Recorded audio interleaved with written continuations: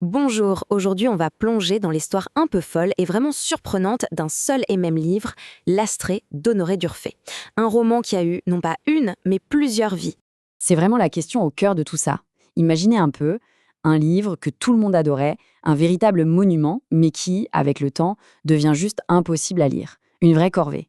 Alors on fait quoi? On le laisse mourir sur une étagère ou on ose le transformer? Voilà le programme. D'abord, on va voir le paradoxe de ce chef-d'œuvre. Ensuite, on assistera à sa chute, comment il est devenu illisible. Après ça, place à ces 3 résurrections assez dingues. Et on verra comment les experts le voient aujourd'hui. Et on terminera en se demandant ce que cette histoire nous révèle sur la vie de tous les grands classiques. Ok, première étape. Pour bien comprendre comment un livre peut devenir illisible, il faut d'abord saisir pourquoi il était si unique à sa sortie, tout au début du XVIIe siècle. Et c'est là tout son paradoxe. D'un côté, L'Astrée, c'était le roman à la mode, le guide pour savoir comment se comporter et parler d'amour dans les salons. Mais de l'autre côté, sous cette apparence un peu légère, se cachait une érudition incroyable, de la philosophie, de l'histoire, des réflexions hyper poussées sur les druides. C'était vraiment un livre à double fond. Et à l'époque, ce mélange s'était vu comme un coup de génie. Un critique comme Pierre-Daniel Huet le dit très bien. C'est justement cette profondeur, cette science amusante, qui place L'Astrée bien au-dessus des autres romans. Sa double nature, c'était sa plus grande force, du moins, pendant un certain temps. Parce que oui, cette force va devenir sa plus grande faiblesse. On fait un bond d'un siècle, et ce chef-d'œuvre que tout le monde acclamait est devenu pour beaucoup une lecture tout simplement insupportable. 100 ans. Ça peut paraître court, mais pour une langue vivante, pour une culture, c'est une éternité.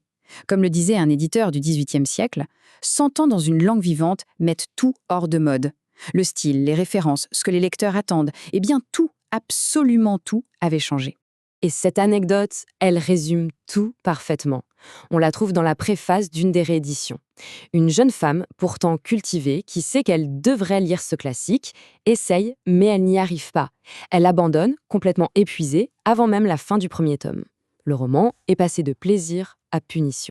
Alors, concrètement, qu'est-ce qui n'allait plus? D'abord, les intrigues secondaires qui partaient dans tous les sens et qui perdaient le lecteur. Ensuite, les poèmes jugés trop nombreux et sans émotion. Et puis, toute cette fameuse érudition sur les druides ou la philosophie, c'était désormais vu comme du blabla inutile. Et pour achever le tout, la langue elle-même sonnait vieux, lourde, archaïque. Alors, face à ce roman prestigieux mais illisible, que faire? La solution a été plutôt radicale, le réécrire. Et pas juste une fois, non, 3 fois, de 3 manières complètement différentes. C'est vraiment la meilleure comparaison qu'on puisse faire. Il ne s'agissait pas de petites corrections. Ces éditeurs ont agi comme des réalisateurs d'aujourd'hui qui reprennent une vieille histoire pour un public moderne. Ils ont coupé des scènes, réécrit des dialogues, changé le rythme pour que ça redevienne captivant. Ces opérations de sauvetage se sont faites en 3 temps. Une première tentative un peu timide en 1678, puis une version beaucoup plus radicale en 1712, et enfin une dernière en 1733 qui a essayé de trouver une sorte de juste milieu. Et les 3 stratégies n'avaient rien à voir.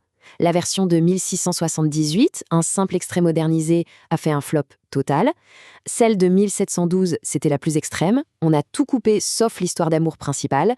L'Astrée s'est transformée en une sorte de roman à l'eau de rose, très rythmé. Et finalement, en 1733, l'approche était plus fine. On a gardé toute l'histoire, mais on a réécrit chaque phrase pour que le style soit plus moderne. Ce qui est fascinant, c'est que ces 3 versions n'ont pas essayé de s'améliorer les unes les autres. C'est ce que les spécialistes appellent une arborescence centrifuge. En gros, chacune est repartie de l'original pour créer quelque chose de totalement neuf, pour explorer une nouvelle voie. C'est un peu comme si on découvrait 3 futures alternatives pour L'Astrée. Allez, on passe à aujourd'hui, comment les chercheurs modernes se débrouillent avec cet héritage super complexe. Finalement, c'est laquelle la vraie Astrée? Pour répondre à ça, il y a une science, la philologie, dont le but est de retrouver la version la plus authentique d'un texte. Sauf qu'avec L'Astrée, cette quête de l'original devient un vrai casse-tête. Avant, le but d'un philologue, c'était de nettoyer le texte de toutes ses erreurs pour retrouver la version parfaite, celle voulue par l'auteur.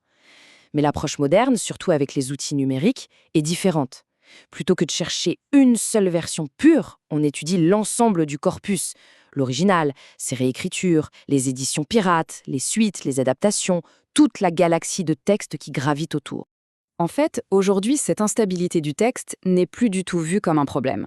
Au contraire, toutes ces variations, ces infidélités font partie de l'histoire du livre. Elles nous racontent comment il a été lu, comment il a été vécu et comment il a été réinventé par chaque époque. Et ça nous amène à notre dernière partie qui va au-delà du cas de l'Astrée et qui touche à ce qu'est, au fond, un classique. Pour nous, ces réécritures peuvent ressembler à une trahison, parce qu'on est obsédé par l'authenticité. Mais pour les éditeurs du XVIIIe siècle, le choix était simple, adapter le livre ou le laisser mourir. Refuser de le modifier, c'était le condamner à être un bel objet de musée, magnifique certes, mais mort. On se retrouve donc avec deux chemins possibles pour l'immortalité d'une œuvre. Le premier, c'est la préservation, on sacralise l'original, on n'y touche pas une virgule. Le second, c'est l'adaptation. On ose réinventer, on prend des libertés pour que l'œuvre reste vivante, même si ça veut dire la trahir un peu. Et c'est la grande question que nous laisse cette histoire incroyable de l'Astrée. Pour qu'un chef-d'œuvre survive au siècle, est-ce qu'il faut le protéger de tout changement, le mettre sous cloche, ou est-ce qu'il faut au contraire accepter qu'il soit modifié, réinterprété et même un peu malmené pour qu'il continue de nous parler? La réponse, finalement, n'est peut-être pas si simple.